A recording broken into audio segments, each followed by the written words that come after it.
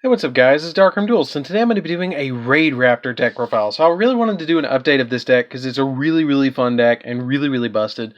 Just to be able to make Ultimate Falcon, it's literally unaffected by everything and it doesn't care. It's a really fun deck to be able to play around with, and it's super budget, to be honest with you. And it's really like the competitor for Blackwing, so like I really wanted to build this one too. I've updated this one quite a few times on my channel, but I really think I've done something interesting with this deck. So let's get straight on this, guys. Don't forget to like, comment, subscribe. Tell me what you think of this video down in the comments down below, and let's get straight on it. But before we do, guys, don't forget to hit that bell down there so you can become part of the notification squad, and let's get straight on into this one. So first off, we're going to be playing 3 copies of Raidraptor Tribute Lanius. I believe this is the most expensive card in the entire deck. I don't know how much it's hovering at now. I think at the most it was like $8, but I don't know how much it is now. But basically this card, during your main phase, this card's normal summon or set, or normal summon or special summon, you can send a Raidraptor monster from your deck to the graveyard, which is always going to be your Mimicry Lanius. You always want to send Mimicry Lanius to the graveyard because then you can banish it to add a Raidraptor from your deck to your hand, which can really be helpful. And really help out being able to search the Raidraptors that you need. Plus, it thins the deck a little bit. And then during your main phase 2, if this card destroyed an opponent's monster by battle, you can add a Rank Up Magic Quick Play spell from your deck to your hand, which can also be really helpful to add something like Doom Double directly from your deck to your hand, and then overlay into Force Tricks to get an additional search. Then I play 1 copy of Sharp Lanius. I still can't bring myself to drop Sharp Lanius. I really like it at a 1 of. Because during your main phase, when it was normal summoned or set, you can target a face-up attack position monster your opponent controls and switch it to defense, which can really be helpful. And during your main phase 2, if this card attacked, you can target 1 Raidraptor monster in your grave and special summon it. The special summoning ability really helps out to be able to link with and to be able to overlay with, so it's really a good 1 of. I probably wouldn't play it at more than 1 though. Then I play 3 of the best card in the deck, and that's 3 copies of Vanishing Lanius. Once returned during your main phase, if this card is normal or tribute summoned, normal or special summon, excuse me, you don't have to tribute level 4, silly. You could special summon a level 4 or lower Raidraptor monster from your hand, which can be any of your other Raidraptors, so it's like a really easy 2-card combo.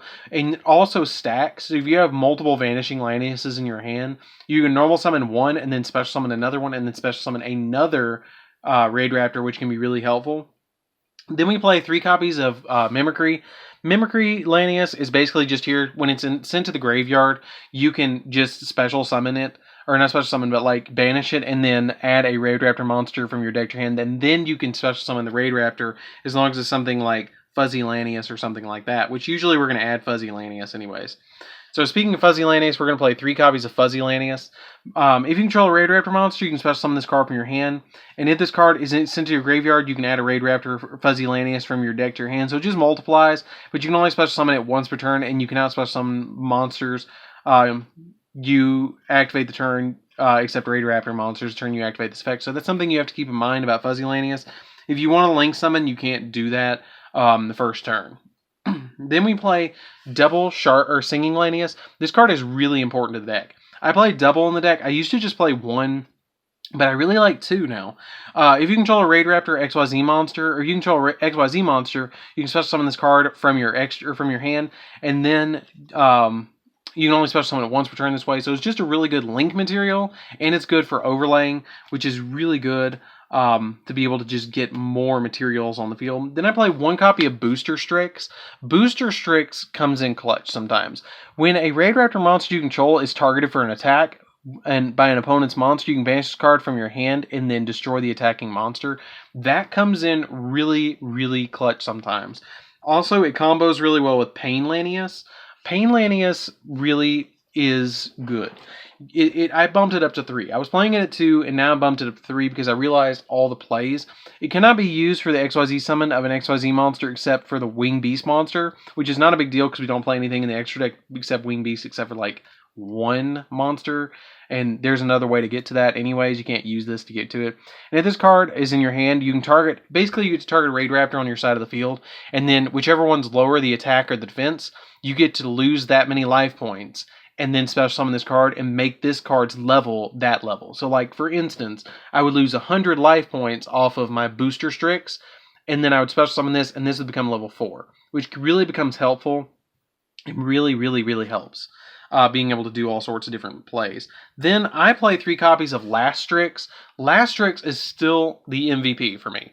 You just normal summon it and then send it to the graveyard, special summon out Ultimate Falcon or Satellite Cannon Falcon, and then overlay, or you get to add, like, you get to activate, like, Rank Up Magic, Skip Force, and then overlay directly into Ultimate Falcon, which can be really, really helpful. All you have to do is have Lastrix and any rank up, and then you just go straight into the exact XYZ monster you want to go to. Also, if a Raidraptor monster you control battles while you have this card, while you have any spell and trap cards on the field or in your grave, during damage calc, you can special summon it, and then you gain 100 life points for each spell and trap you control or in the grave, which can really help out because we play quite a few spells and traps. Then for the last 3 monsters, I played triple Ash Blossom, which Ash Blossom really helps out because you just want to stop your opponent from doing shenanigans until you can get out Ultimate Falcon, and then go after your opponent with Ultimate Falcon. So that's it for the monsters, guys. Let's get into the spells. So for these spells, we're going to be playing quite a few rank up magics, and some really interesting cards, too. So we're going to be playing 1 copy of Monster Reborn. The Monster Reborn really helps out to be able to get our XYZ monsters back, to be able to rank them up again into other stuff. Doom Double, I play just 1 copy of Doom Double. It's our search card that we're going to search off of our Tribute Lanius if we're going to search anything. Also, if a Raidraptor monster is in the graveyard because it was sent there by result of battle, you can special summon it out, which is going to be usually, sometimes, most of the time, Forstrix. Forstrix is usually the one that gets destroyed by battle anyways, and then you flip Doom Double and you go into Satellite Cannon Falcon, which is double the level, and then that's the big combo with Doom Double. Then I play double Rank Up Magic Soul Shape Force. You pay half your life points, then you get to target a Raidraptor XYZ monster in your graveyard and special summon it. Then you get to special summon a monster from your extra deck using it to special summon a monster that's 2 ranks higher than the one that's in the grave. So the big thing that you do with this, and a lot of people have questioned me about this, is you summon out Forstrix from grave, and then you use Soul Shave Force to go into Cyber Dragon Infinity, which is totally legal because you can do that and go into that, and then you have Disruption on your side of the field, which is extremely easy to do because all it says is to special summon 1 XYZ monster that's 2 ranks higher than that monster from your extra deck, and 2 ranks higher is rank 6, which Infinity is. Then we play 3 copies of Skip Force. Skip Force is the best one, in my opinion. You get to target a Raidraptor XYZ monster. You control special summon a monster from your extra deck that's 2 ranks higher than it. And then it has the effect of, during your main phase, except the turn this card was sent to the grave, you can banish this card from your grave and 1 Raidraptor monster in your graveyard. Then target a Raidraptor XYZ monster in your grave and special summon it, which is really important to me to be able to just get so many different plays out on the field that really help out to be able to rank up even higher.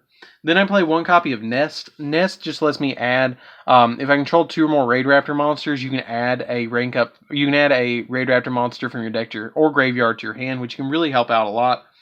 3 copies of Allure of Darkness, just because everything just about is dark.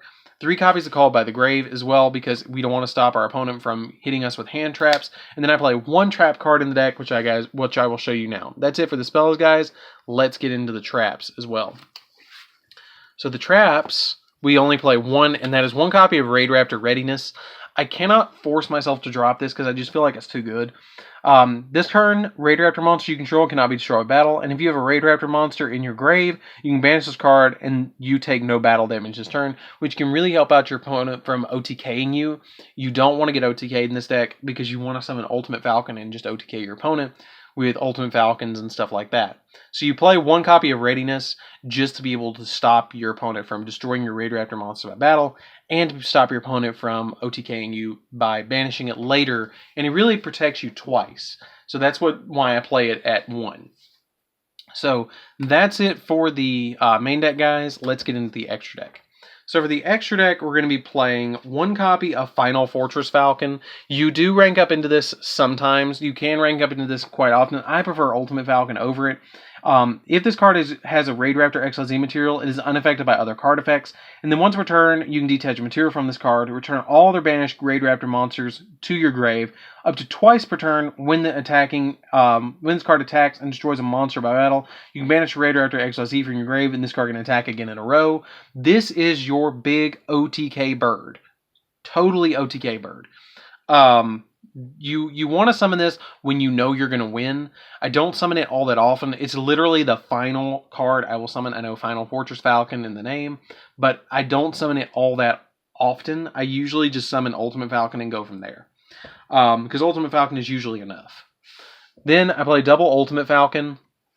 Ultimate Falcon is unaffected by all the card effects, and then you can detach a material, and for the rest of the turn, all monsters your opponent control lose 1,000 attack, and then if they don't have a monster, once per turn during the end phase, you can make all monsters your opponent control lose an additional 1,000 attack, and if your opponent controls no face-up monsters, inflict an additional 1,000 points of damage to your opponent if they don't have any monsters, which can really hurt your opponent, especially in time, if you're going to carry this to a tournament.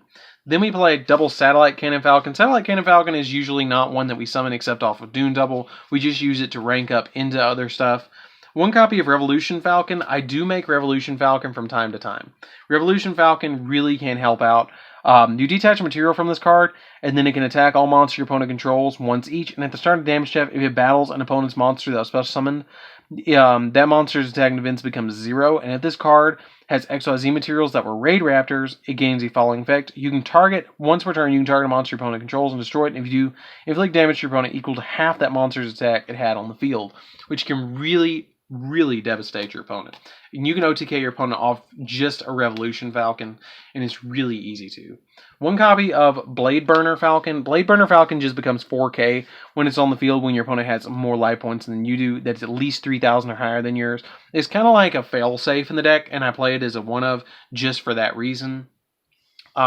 Triple Force Tricks is the searcher of the deck. You detach a material from it, and then you get to add a Raidraptor monster or a Dark level 4 Wing Beast monster from your deck to your hand. That's something that you have to keep in mind. That has to be level 4. It can't be less than level 4. It has to be level 4, which kind of sucks, but we have Mimicry letting us to add anything else. Cyber Dragon Infinity, like I said before, you rank up with this with Soul Shade Force. Ice Beast Zerofine. Ice Beast Zerofine just skill drains the whole field and gets really big.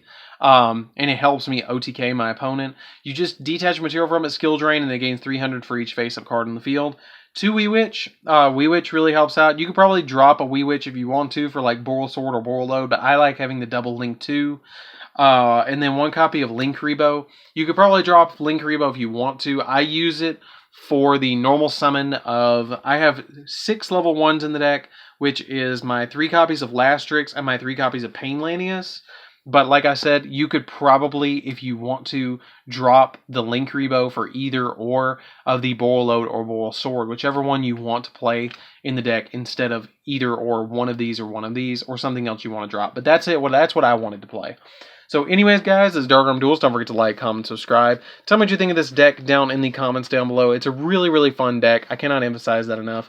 It's super OTK based, being able to just make literally unaffected birds, which is just absolutely nuts to be able to do.